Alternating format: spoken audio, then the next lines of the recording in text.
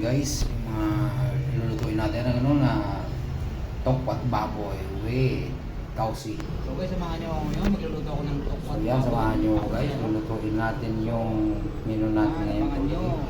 So habang pinapapula natin yung tuko, yan, mag-iisa muna tayo yung sibuyas at bawang. So dito ba pula na galing?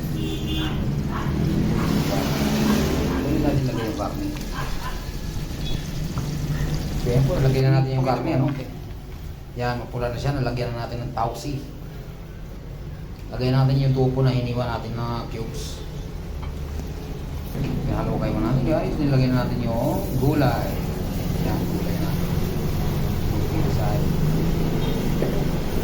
Kunting halukay lang po. Then tubigan natin ng konti.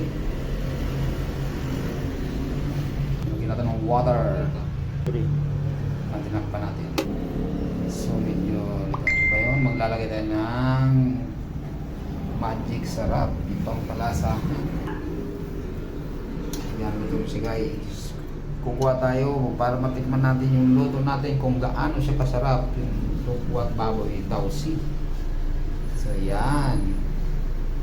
Tikman natin ang luto natin kung masarap ba talaga. So yan guys, maraming salamat sa nanonood sa atin. Sana may napulot kayo. May napulot kayong aral dyan sa niluto ko. Lutong bahay lang po yan. Pero yan, super sarap talaga, grabe. Grabe. So guys, pwede na, no?